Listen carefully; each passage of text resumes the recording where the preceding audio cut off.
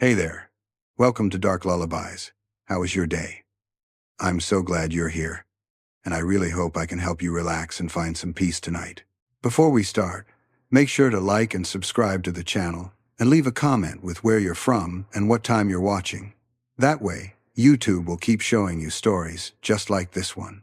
Okay, let's get started with the first story. Story 1. I think about that treehouse every time I drive back into the mountains to visit my parents. How it still sits there on the edge of the property line, half swallowed by the oaks and the kudzu, like it's trying to pretend it was never really part of our lives.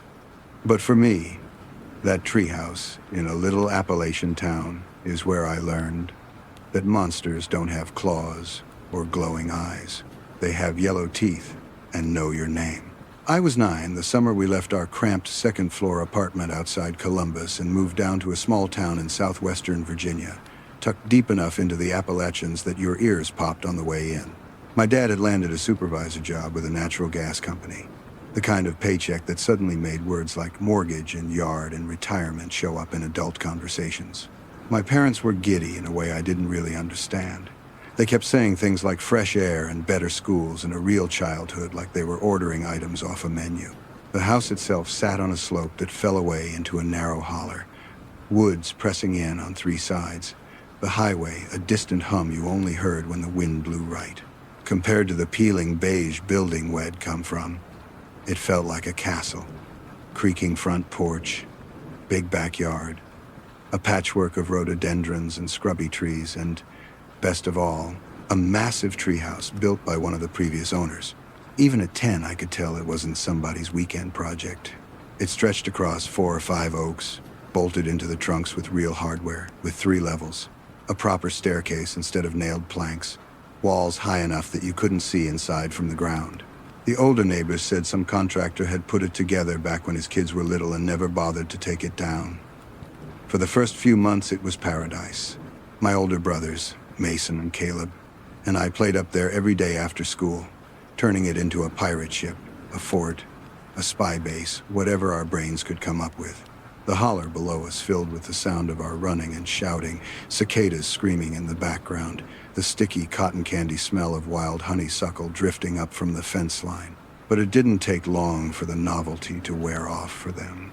Mason hit high school, Caleb discovered girls and football, and suddenly the treehouse was for little kids.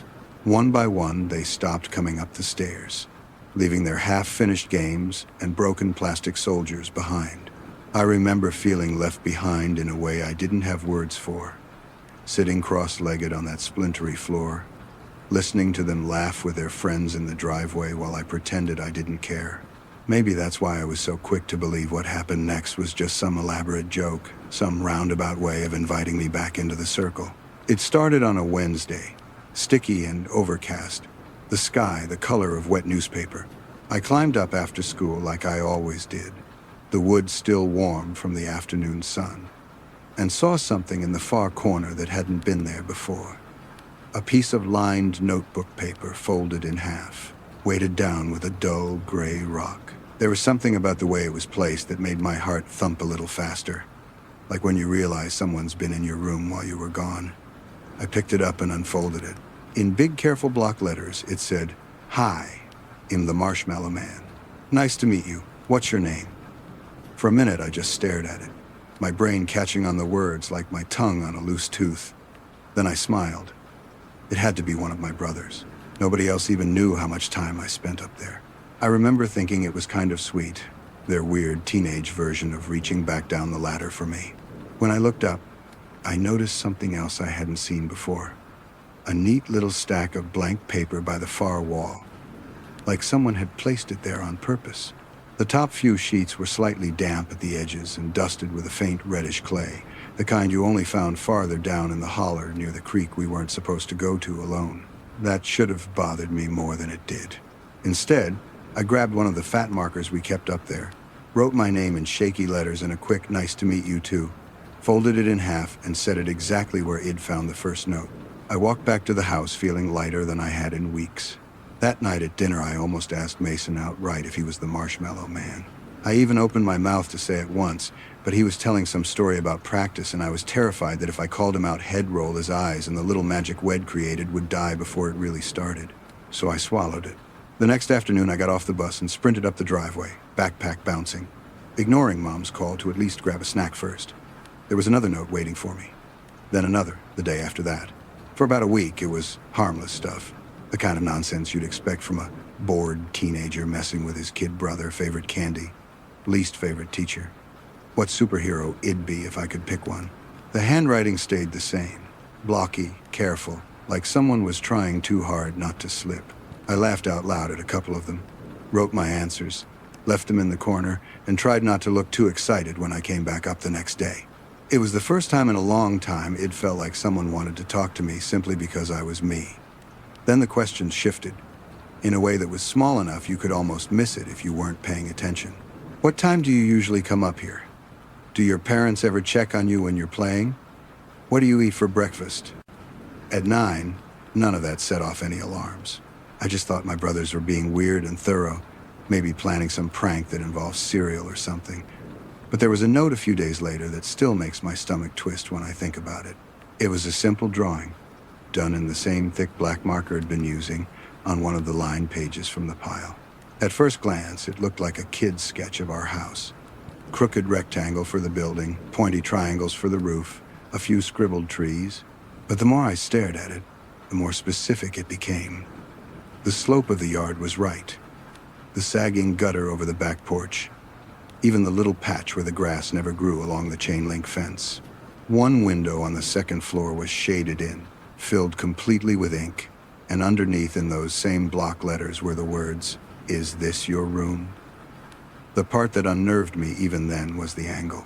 The house was drawn as if you were standing somewhere down in the woods looking up at it, not from the street or the backyard. It was a view it never really had. For the first time I wondered, very briefly, if maybe this wasn't my brothers at all. That thought felt so big and strange that I shoved it away almost immediately. Of course it was them. It had to be. I circled the dark window, wrote yes underneath like I was playing a game, and added a shaky smiley face for good measure. I told myself they'd probably just walked a bit farther into the trees than we were allowed. The next note came 2 days later. By then, I'd started to notice other little things, details I couldn't quite turn into a story that made sense. Once, climbing the stairs, I saw my name carved neatly into one of the rail posts, E-L-I, each line straight and confident, like a grown-up had written it with a knife, and plenty of time. I knew for a fact I hadn't done it, and my brother's lazy initials were gouged elsewhere, messy and shallow. Another afternoon I found the entire stack of extra paper moved a few inches, as if someone had sat right where I like to sit, their back against the wall, and written for a long time. The wood beneath was dusty in the perfect outline of a pair of legs. None of it was enough to override my desire to be included. So when I unfolded the next note and read, "What do your pajamas smell like?" every hair on my arms lifted, but my first reaction was still denial. I read it once, twice. Some part of me tried to explain it away, my brothers being gross, trying to get a rise out of me, whatever. But there was a new slickness in the pit of my stomach, something like fear. The word smell felt wrong, too close to something I wasn't ready to name. I remember crumpling that note in my fist so hard my knuckles ached, storming back to the house and cornering Mason and Caleb in the living room. I asked them outright if they were the Marshmallow Man, voice cracking, face hot. They laughed in unison, that horrible teenage bark, and swore they had no idea what I was talking about.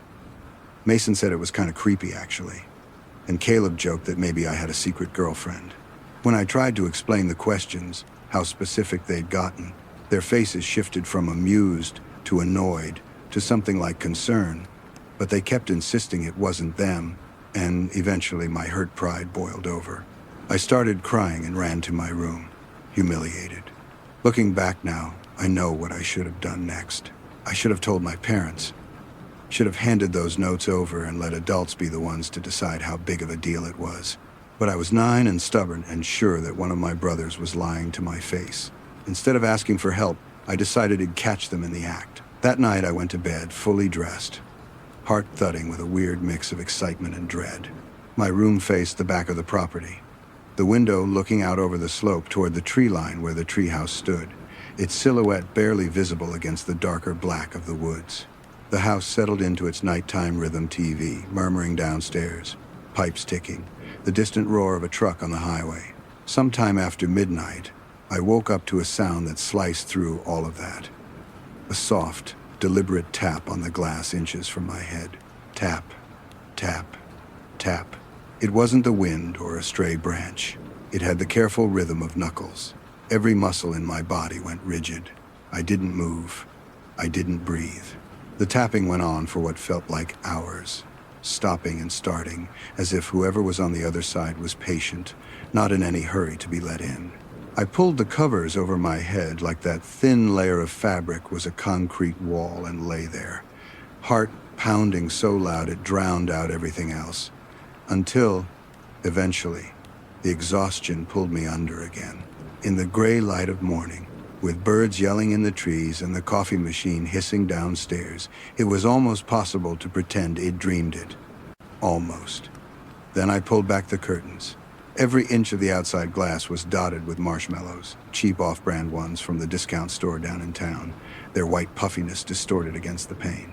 They'd been stuck there with clear tape, a few beginning to sag where the sugar had met the early heat. Nestled among them, half covered by one of the sticky blobs, was a small Polaroid photo. It took my brain a second to understand what I was looking at. It was me, 2 or 3 days earlier, by the look of my t-shirt. Standing in the backyard near the rusted fire pit, head tipped back mid-laugh at something off-frame. You could see the corner of the treehouse staircase just behind my shoulder. The picture had been taken from the tree line, far enough away that my figure was a little blurred, but close enough that there was no mistaking it. Somebody had been standing in the woods, camera in hand, watching me. The edges of the photo were damp and smelled faintly like cigarette smoke and that same iron-red clay from the holler. Whatever denial had been clinging to snapped. I wasn't angry anymore. I was terrified. But instead of yelling for my parents on the spot, some stubborn, embarrassed part of me still wanted proof. So I peeled one marshmallow off the glass, careful not to smudge the others, slid the photo into my pillowcase where no one would find it, and went about my day like nothing had happened. I didn't mention the window at breakfast. I didn't ask my brothers to help me take anything down. I just waited. That night, I climbed into bed with every muscle coiled. I left the curtains cracked just enough that I could see the faint outline of the tree line if I needed to, but not enough that anyone outside would know I was awake. The house got quiet again. Crickets started their shrill chorus. A train blew its horn somewhere miles away. For a while, nothing happened. I almost drifted off, body finally starting to unclench, when there it was again. That same soft, measured tapping on the glass. Tap, tap, tap. This time I didn't hide. I shot upright, adrenaline burning away the last of my hesitation, and yanked the curtains open, ready to scream at Mason, ready to see Caleb doubled over laughing on the roof below. Instead, inches from my face, was a man I had never seen before in my life. He was older than my dad, maybe 60 if I had to guess now. But my child brain only registered old. His skin had the waxy yellow tinge of someone who'd spent more time with nicotine than sunlight. His eyes were a flat, muddy yellow too, rimmed in red, staring at me with a kind of hungry curiosity that made my skin crawl. What was left of his hair clung to his scalp in greasy gray patches, more scalp than anything. And when he smiled, because he did, the second he realized I'd seen him, his teeth showed in a jagged row of black and brown, like something rotting inside a jack-o'-lantern. Up close, through the thin barrier of glass, I could see little flecks of marshmallow stuck to his fingers, tape dangling from one hand where it had been mid-placement. For a heartbeat, maybe 2, we just looked at each other, me frozen, him grinning. Then I found my voice. I don't remember exactly what I screamed, only that it was loud and high and full of a terror so sharp it felt physical, like being stabbed from the inside. The man's smile twitched, then dropped, and he ducked out of sight so fast you'd think he'd fallen. I stumbled back from the window, still screaming, as my bedroom door flew open and my parents rushed in, faces wild and half awake. By the time my dad got the window up and leaned out with a baseball bat in his hand, The backyard was empty, just the woods breathing quietly at the edge of the yard. Within the hour, there were police cars in the driveway. Lights off, but engines running, radios crackling softly. 2 officers and my dad combed through every inch of the yard, the side of the house, the treehouse itself. They found the marshmallows, some of the tape still flapping on the glass. They found faint smears of dirt on the siding beneath my window, like someone had braced a foot there to get a better angle. Down by the first few steps of the treehouse staircase, in the damp earth, there were footprints that didn't match any of our shoes, the tread worn nearly smooth. They bagged the notes I brought them from the treehouse, faces tight, hands careful, and my mom held onto my shoulders like if she let go, it'd float away. My father's jaw clenched in a way I'd never seen. At some point in the chaos, somebody took the Polaroid from me, too. I never saw it again. The officers drove slow loops through the neighborhood and the narrow roads that wound along the holler. They knocked on doors and asked questions I don't remember. A couple of the neighbors came out in their slippers and thin robes, drawn by the lights. And when my mom quietly explained what had happened, telling them about the man at my window, I watched the color drain from their faces one by one. One older woman across the way crossed herself without even thinking about it. No one ever found him. No one ever came forward to say, "That sounds like my uncle," or "We saw someone hanging around the gas station," or "I think he works over at the plant." The notes disappeared into whatever evidence locker small-town mysteries go to die. My parents told me, very gently but very firmly, that I was not to go near the treehouse again. They didn't have to worry. The idea of setting foot on those stairs made my stomach roil. For weeks after, my dad slept in a camp chair in the hallway outside our bedrooms, a baseball bat across his lap, the old hunting rifle he hadn't touched in years standing in the corner behind him. Motion lights went up along the back of the house. New locks appeared on the windows. I watched all of this with the detached fogginess of a kid who doesn't have the vocabulary yet to explain what it feels like when your safe place flips inside out. Eventually, life moved on the way it always does. We stayed in that house. I grew, my brothers graduated, jobs changed, people came and went. But I never forgot the feel of those yellow eyes on me through the glass, or the way my own name looked carved into that stair post by a hand that wasn't mine. Or the knowledge that for weeks, maybe longer, someone had been sitting in my treehouse in the Appalachia woods, asking questions and taking pictures and waiting for the right night to get closer. I'm grown now, with my own place and my own bills and problems that have nothing to do with forts in the trees. But every time I visit my parents and pull into that driveway, my gaze drifts up the slope to where the treehouse is half hidden. It's weathered and sagging now, boards gone gray, one corner roof panel missing. But the staircase is still there, leading up into the dark. Sometimes I catch myself wondering who he was, a drifter passing through, a neighbor nobody thought twice about. Somebody who parked his truck at the pull-off down the road and walked the holler in the dark. I don't think I really want the answer. What I do know is that whenever people talk about childhood nostalgia and simpler times and how kids don't play outside enough anymore, my mind doesn't go to bike rides or ice cream trucks. It goes to marshmallows stuck to glass and a smile full of rotten teeth. If you made it this far, I'm curious if you grew up with a treehouse or a secret hiding spot of your own. Did anything ever happen there that still lingers in the back of your mind? The way the Marshmallow Man lingers in mine? Tell me in the comments what you think he really was. A random creep, a neighbor, something else entirely. I read more of your stories than is probably good for my sleep. Story 2.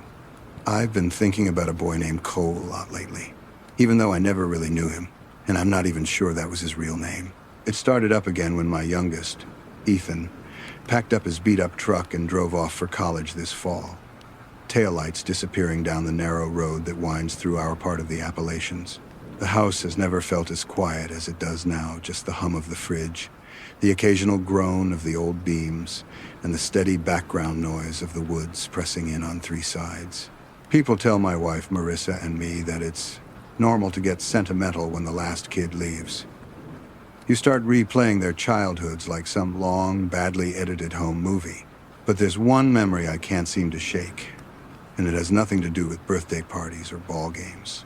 It has to do with the treehouse I built for Ethan on the edge of our property, and the strange, hungry boy he called his friend.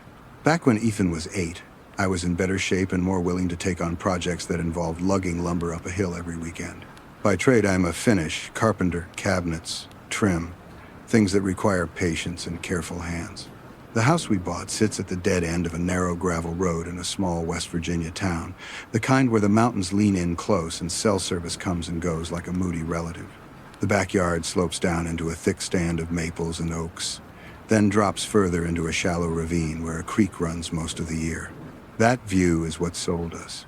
No neighbors behind us, just miles of trees and the thin silver of water flashing through the leaves if the sun hits right.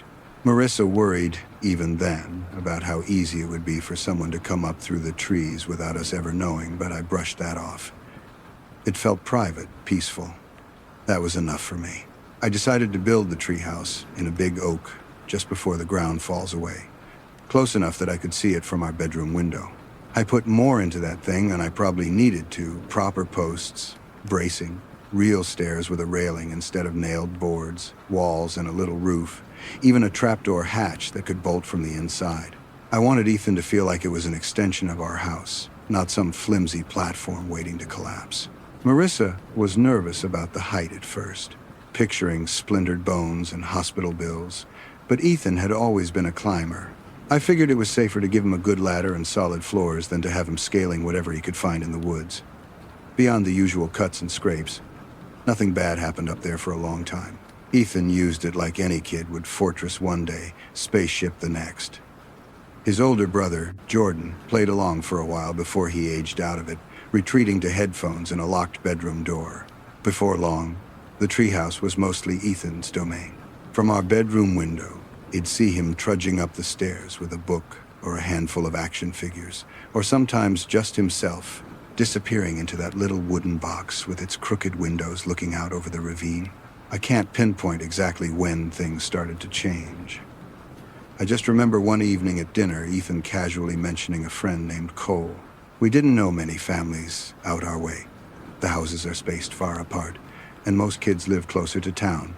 When we asked who Cole was, he told us he was just a boy from the woods and went back to his meatloaf like it was the most ordinary thing in the world. Marissa and I exchanged a look, one of those silent marital conversations you get good at after a couple decades.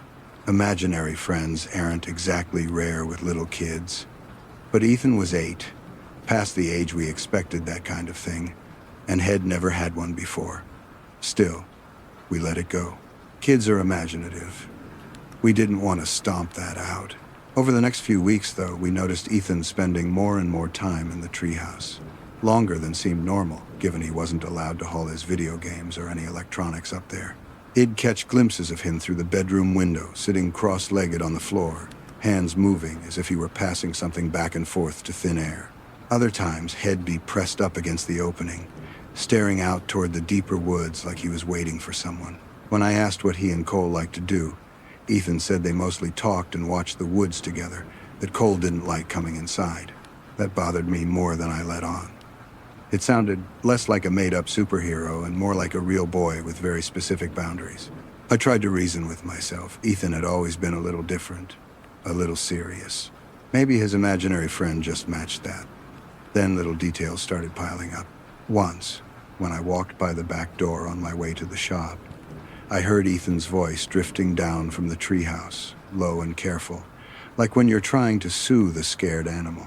There was a second voice answering him, higher and thin, the words swallowed by distance and the wind, but the tone, it wasn't playful.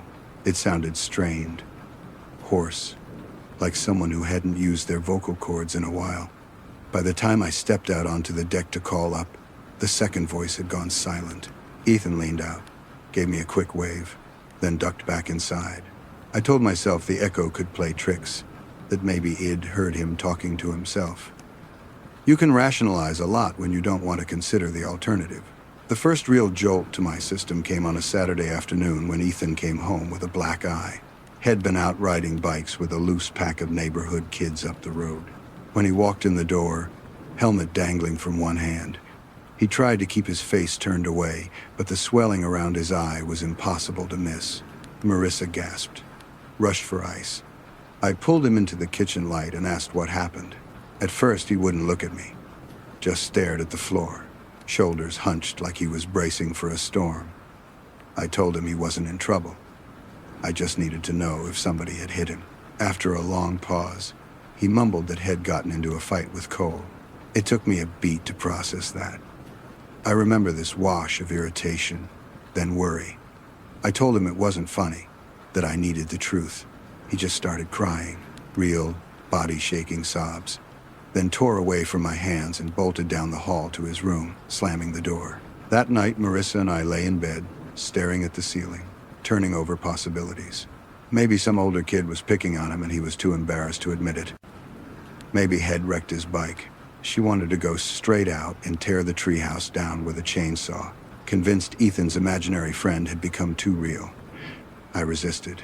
It sounds ridiculous now, but Id put weeks of work into that structure. It felt like a personal failure to admit it might be harboring something ugly. I told her Id talk to him again and set some limits. Maybe ground him from going up there until he came clean. Ethan refused to talk for the rest of the day. Barely spoke at breakfast the next morning. I decided that if he wouldn't tell me what was going on, I'd go see for myself. The air was cool when I climbed the stairs to the treehouse, the boards creaking under my weight in a way they never did with Ethan's. The inside still smelled like cut lumber and old crayons, but underneath that was something else. The faint sourness of sweat and unwashed fabric, like a locker room after a long season. Right away, I noticed the clutter.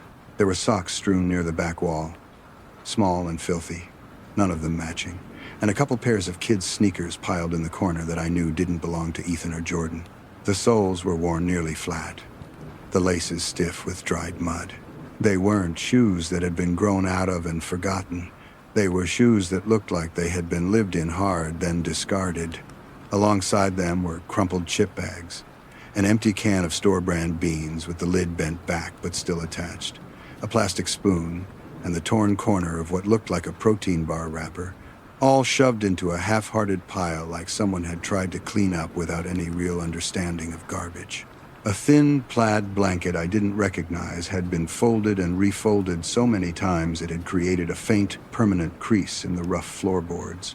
Near it, tucked into the angle where the wall met the floor, was a little loop of frayed rope, knotted in a way that made my skin crawl a crude snare. The kind you might see in a survival manual. It wasn't the kind of thing an 8-year-old just comes up with. On the walls, in graphite and colored pencil, someone had drawn animals. A bear, a fox, deer with stick legs and oversized eyes. They were better than I would have expected from Ethan, more detailed, shaded in places. One drawing stood out. Covering almost an entire panel of plywood was a long, spidery shape. 8 legs splayed at sharp angles, a body like an oval scraped over and over with the side of the pencil until it was almost black. Where the face should have been was just a blank space, rubbed so hard the wood had started to splinter. It didn't look supernatural or symbolic. It just looked obsessive, like someone had drawn and redrawn it until they were satisfied that it looked wrong enough. My stomach turned, an instinctive reaction I couldn't shake off with logic. I climbed down and went straight to Ethan, asked him to explain. He seemed even more nervous than before, eyes darting to the back door like he expected someone to walk through it. Slowly, haltingly, he told me that Cole didn't like to talk if he was hungry, that it made him mean. So Ethan had started bringing him food, sandwiches, snack bags, whatever he could sneak out without Marissa noticing. The shoes and socks and blanket, he said, were Cole's too. Cole forgot things all the time. Cole liked to draw animals. Cole was good at knots. My brain filed all of that under runaway. Before I was even aware I'd made the connection. But right behind that came a shovel load of denial. I didn't want to be the father who'd let some stranger get that close to his kid. So I did the thing I'm least proud of. I told Ethan he was lying. I told him he was taking his imaginary friend too far, maybe stealing things from somewhere and hiding them up there, and that he was grounded from the treehouse until he could tell me the truth. He cried, insisted, but Id already decided I knew better. I walked away feeling justified, annoyed, uneasy. That might have been the end of it if I hadn't looked out our bedroom window a few evenings later and seen movement at the tree line. The sun was sinking behind the ridge, turning the treetops gold and the ravine below into a pool of shadow. At first I thought it was Ethan breaking the rules. There was a small figure on the stairs, carefully picking its way down. But as my eyes adjusted, I realized this boy was thinner than Ethan, his clothes hanging off his frame like they belonged to someone bigger. His hair was shaggy and uneven, like it had been cut with dull scissors in a hurry. Even from the window, I could tell the fabric of his shirt and jeans was slick with dirt and grease, worked into the fibers. He moved like someone older, cautious and deliberate, head turning to scan the yard, then the woods, before he hopped the last 2 steps and headed toward the ravine instead of the house. Something about the way his shoulder blades jutted under the shirt, sharp and bird-like, made my chest tighten. Without thinking, I shoved my feet into my boots and barreled down the stairs, yelling for him to stop as I flew out the back door. For a second, he froze at the edge of the trees, his head half turned in my direction. I saw just enough of his face to register that he was younger than I'd thought, 10, maybe 11, but his eyes were older, flat, and assessing. Then he bolted. Not up the hill toward the road where anyone might see him, but down into the ravine, feet sure on the uneven ground like Head done it 100 times. I chased him, branches slapping at my arms, rocks sliding under my boots. Twice I nearly went down. He skimmed over fallen logs and around brambles, vanishing deeper into the trees. By the time I reached the creek bed, lungs burning, he was gone. All that remained were a few muddy footprints on a half-submerged rock and the faint smell of wood smoke clinging to the cool evening air. That night we called the sheriff's office. In a town like ours, everybody knows everybody. And it didn't take long for word to spread that there'd been some mysterious boy on our property. Deputies with flashlights and dogs swept the woods until well after dark, beams cutting through the underbrush, voices calling back and forth. They found signs that someone had been staying out there. A makeshift fire ring in a little hollow framed by boulders, still warm under a layer of damp ash. A pile of food wrappers and an empty gallon jug tucked into the roots of a fallen tree, and, most chilling to me, a collection of worn-out kids' shoes lined neatly along a mossy log, each pair missing at least one lace, as if they'd been traded out as they fell apart. But there was no boy, no backpack, no bedroll. No one in the county had reported a missing child. No foster homes were short a kid. The closest thing to a lead was a mention of a family that had drifted through the previous year, camping down by the river until they were moved along. But that was months ago. The deputies asked to talk to Ethan with me and Marissa in the room. Our son sat on the edge of the couch, small hands twisting in his lap, and told them in a quiet voice that Cole was a magic boy who lived in the woods with his animal friends, names like Bear and Fox and Hawk. He said Cole would come up to the treehouse when he thought no one was watching, always from the ravine side, never near the house. He said Cole didn't like the idea of families, that he thought people were better off alone in the trees, and that Head asked Ethan, more than once, to run away and join him. He said when Ethan refused, Cole would get very still and make a weird clicking noise in his throat, like teeth chattering without the rest of his face moving. Ethan mimed it for us, his jaw clenched, the sound dry and insect-like, and the hair on my arms stood up. He said the black eye had come after he told Cole he didn't want to leave us, that Cole had shoved him hard when they were playing near the ravine. Head told us they were wrestling over a bike route. Head lied because he thought if we knew the truth, we'd make Cole go away. When the deputies asked why he hadn't said anything sooner, Ethan just said Cole needed him, that he was afraid if he told, Cole would disappear back into the woods forever, and that somehow felt worse than anything. Marissa cried quietly through most of it. I sat there feeling like someone had carved me out and left a shell in my place, realizing he'd been so wrapped up in my pride and my project that he'd missed the fact that there was a desperate, possibly dangerous child using my handiwork as a halfway house. The search went on for a few more days. They brought in more people, walked grid patterns through the ravine and up along the ridge. At one point, they found a tree not far from the property line with its bark shredded in long vertical rakes at about a child's shoulder height, the ground around it stomped bare. It could have been boredom, anger, or some attempt at leaving a mark. No one could say. They took photos, bagged some of the wrappers, made notes that would probably never be looked at again after the first burst of concern faded. And then, as quickly as Head appeared, Cole was just gone. We never saw him again in the yard or at the tree line. The sounds from the woods went back to normal. The rush of the creek after a storm, the occasional crack of a deer moving through the underbrush, owls calling to each other at night.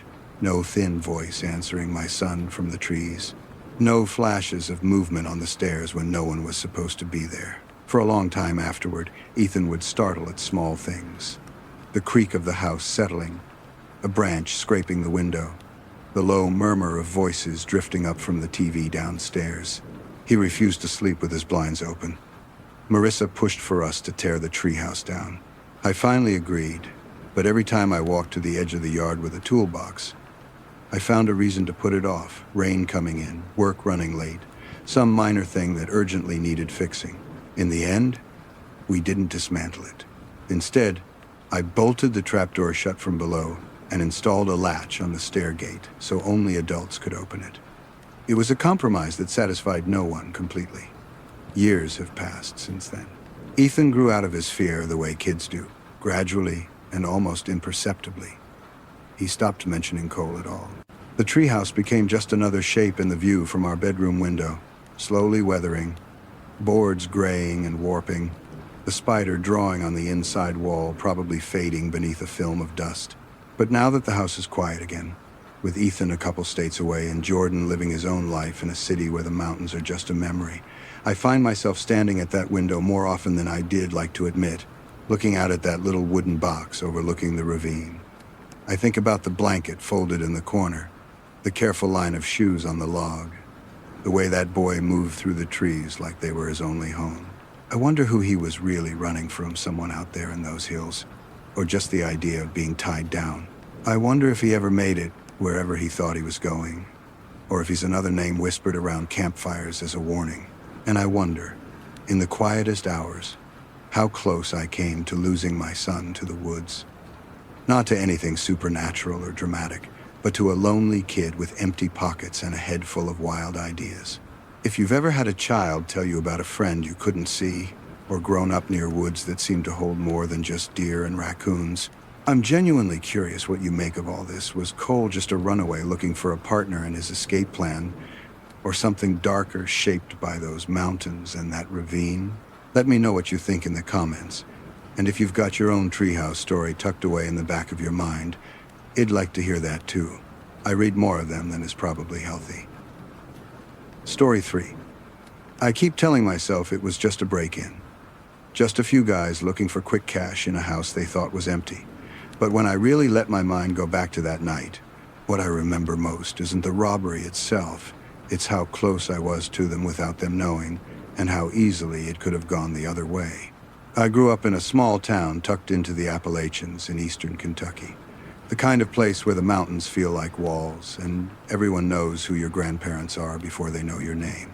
These days, I go to school a few hours away in a mid-sized city where nobody cares what holler you're from, and where weed is basically treated like coffee. Back home, though, it's still a big deal. My parents are old-school religious, and strict about the kind of trouble they think will ruin your life. They love me, but they've never really adjusted to the idea that I'm an adult who can make my own choices, especially when those choices involve a lighter and glass. So when I go home on break, I slip back into an old rhythm, good grades, polite conversation, and the kind of sneaking around you'd expect from someone 10 years younger. The safest place I've ever had to disappear has always been the treehouse. My dad built it when I was a kid, back before his back started acting up and before my mom worried out loud about every possible way a board could break. Our house sits on a narrow ridge. The front yard drops down to the road, but behind the house, the land falls off steeply toward a little creek. The treehouse is wedged into a pair of oaks right where the yard ends and the woods really begin, high enough that you have to climb a long run of nailed planks and a short ladder to get there. From the ground, especially from the house, it's almost invisible, hidden behind branches and leaves. From inside, though, you can see everything.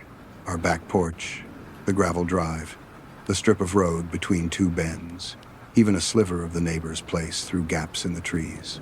Growing up, I used to go up there to escape fights with my parents, to cry where no one could see, or just to lie on my back and watch the sky narrow between the branches.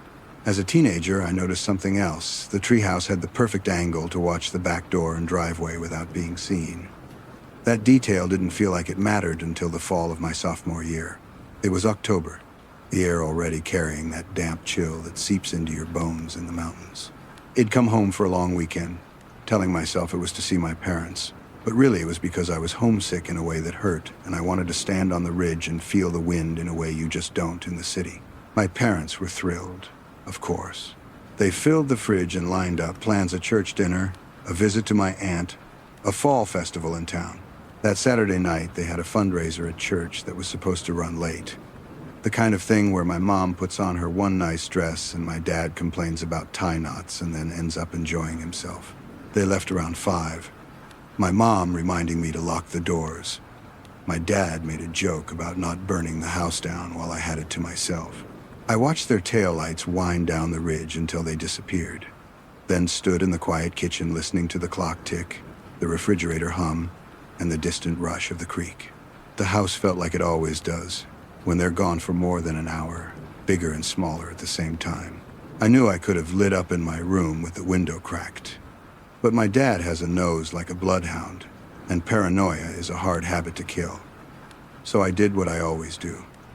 Grabbed my stash and my lighter, pulled on a hoodie, and headed for the back door. The path to the treehouse is muscle memory at this point, even in the half-light. The boards on the climb up flex and creak in familiar ways.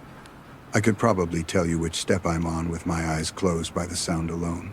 That night, when I reached the top and pushed open the little warped door, I got my first jolt of unease. In the corner, near where I usually sit, someone had left 3 cigarette butts lined up in a row, filter ends facing the hatch, as if they'd been placed there, not dropped. The tips were dark with ash, not weathered enough to have been there long, and my parents don't smoke.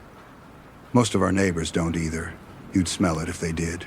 I told myself they had to be old, missed by my eyes for years, or maybe from a cousin who'd been up there once, even though I couldn't remember letting anybody smoke in my childhood sanctuary. I flicked one with my thumb, watched it roll a few inches and stop. It was still faintly tacky with whatever darkened the filter. My brain filed it away under weird and then slammed that drawer shut because what I wanted more than answers was a little peace. I settled in with my back to the rough wall, packed a bowl, and watched the light leak out of the sky while I smoked. There's something about being that high off the ground, tucked into wood and shadow, that makes you feel untouchable. The ridge across from us darkened from green to black, one ridge rolling into another until the whole horizon looked like the spine of some sleeping animal. As the sun dropped, the houses scattered along the road below began to blink on, little squares of warm yellow in the growing blue. I remember thinking that it felt like I was watching a life I was half in and half out of. This quiet Appalachian town that knew every version of me except the one I was in that moment. By the time I was done, my fingers were numb from the cold and I could see my breath drift ghostly in the beam of light from my phone. That was the second unsettling thing. As I adjusted my position to stand, I noticed movement at the tree line farther down the hill, just beyond our backyard fence. It was quick, just a shift of shadow that didn't match the sway of branches. But I was suddenly sure someone had been standing down there. Looking up, I froze, lowering myself back onto the floor, heart thudding. The woods went still in that way they sometimes do, as if everything is holding its breath with you. A few seconds later, a branch snapped sharp, close, not the gentle crack of a squirrel, but the solid break of a boot on deadfall. I stared through the gaps in the boards toward where I thought the sound had come from, but all I could see were overlapping trunks and the fading outline of the fence. No one stepped out. No one called up. Eventually, I told myself it was a deer, or the neighbor's dog that sometimes squeezed under the fence, and my heartbeat settled into something less murderous. I checked the time. My parents wouldn't be home for a while. It seemed like the perfect moment to climb down and sneak back into the house before I got too cold. I was halfway to the hatch when I saw it. Through the slant of the window on the side facing the driveway, One of the lights in our kitchen flicked on. Just like that, my entire body went from relaxed to rigid. I knew every door was locked. I knew I was the only one with a key that night. My parents were supposed to be at least 30 minutes away, and even if they'd forgotten something, there was no way they could have come up the road without me hearing their car on the gravel. The kitchen light glowed steady, casting a perfect rectangle onto the backyard. My first thought was that I'd somehow forgotten turning it off. My second thought, the one that made my vision narrow around that one bright square, was that someone was inside our house. I sank down onto the splintery floor, my palms suddenly slick. From where I was, I had a partial view. The back porch, the driveway, and the side of the house, but not the front door. For a moment, nothing happened. Then 3 figures slipped along the side of the house from the direction of the front, moving low and fast, the way you do when you're trying not to be seen. They wore dark hoodies pulled up over their heads, hands tucked close to their bodies. Even from that distance, I could see the glint of something metallic in one of their hands, maybe a crowbar, maybe a long flashlight. They stuck close to the wall, checked the line of windows with quick flicks of their heads, then disappeared into the patch of darkness near the back door. A few seconds later, the porch light clicked on too, and I saw a 4th person silhouetted in the doorway, holding it open so the others could slip inside. My chest felt tight, like someone had cinched a strap around it. The reality of it settled over me in waves. Our house was being robbed. I was high and alone on the property. No one knew I was up there. And whoever these guys were, they had absolutely no reason to worry about anyone watching from the trees. For a long second, a full, heavy, shameful second, I just watched. Frozen. Torn between the urge to shrink back and disappear and the knowledge that if I did nothing, my parents would walk into something much worse than a messy house when they came home. Somewhere under the haze and the fear, a more practical part of my brain kicked in. My phone was already in my hand. I don't remember hitting the emergency call button, just the sudden sound of a dispatcher's calm greeting in my ear while my whisper came out in a rush. There were men in my house. My parents were gone. I was hiding out back. Please send someone. She told me to stay on the line if I could, so I pressed the phone to my chest. Screen glowing faintly, my breath loud in the tiny space. That glow turned out to be my 3rd bad omen. A few seconds after I slid the phone away from my face, one of the men appeared in the yard again, presumably the lookout, pacing a slow circle along the fence line. He was taller than the others, shoulders thick under his jacket, a black bandana covering the lower half of his face. He lit a cigarette, the tip flaring red in the dark, and turned in a slow half circle, scanning the ridge and the house and the tree line. When his head tilted upward toward the trees, the ember at the end of his cigarette traced a faint arc, and I realized with a sick drop in my stomach that from his angle he might be able to see the treehouse as more than just a shadow. For a moment, his gaze passed right over me. Then the light from my half-hidden phone, reflected in the dirty plexiglass of the window, blinked. It was barely a flicker, but his head snapped back in my direction like a dog catching a scent. I dropped flat on my stomach, feeling splinters dig into my palms, my heart punching so hard against the floor I was sure he could hear it. The dispatcher's voice murmured against my chest, asking for my address again, and I choked out the words as quietly as I could. Underneath my whisper, I heard him yell something, just one sharp word, probably an order. Footsteps crunched on leaves. The next sound was a solid thump as he grabbed the crude ladder and started to climb. The whole treehouse shivered faintly with his weight. I could track his progress by the groan of the boards, the rough scrape of rubber soles against wood as he moved from rung to rung. About halfway up, he paused. For a heartbeat, everything stopped except his breathing and mine.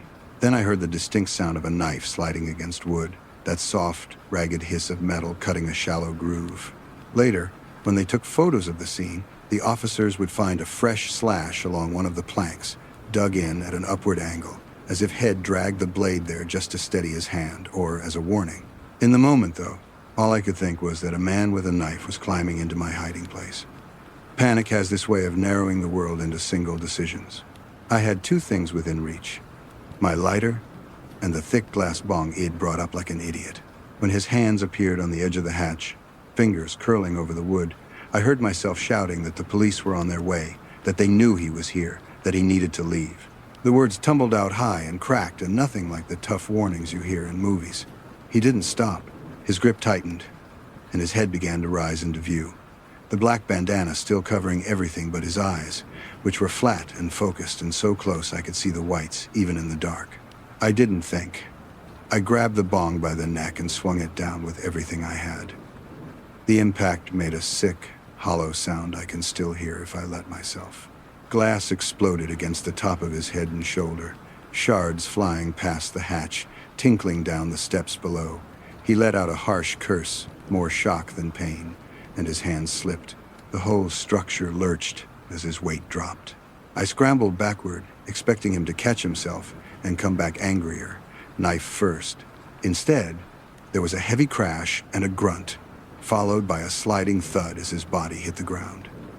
For a moment, there was nothing. Then I heard movement again, footsteps pounding across the yard, voices snapping back and forth from the house to the trees, the slam of the back gate. The lookout must have decided I wasn't worth the risk. He yelled something toward the kitchen, and within seconds the other three figures were spilling out the back door and sprinting along the fence, disappearing into the darkness toward the opposite ridge.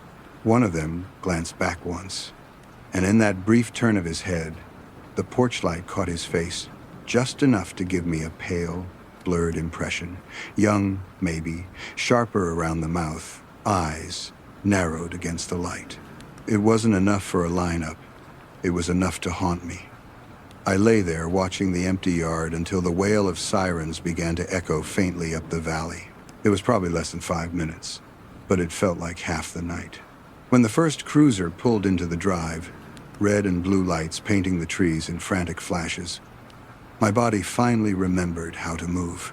My legs shook so badly climbing down that I nearly slipped on the broken glass, catching myself on a nail-scarred post hard enough to bruise my palm.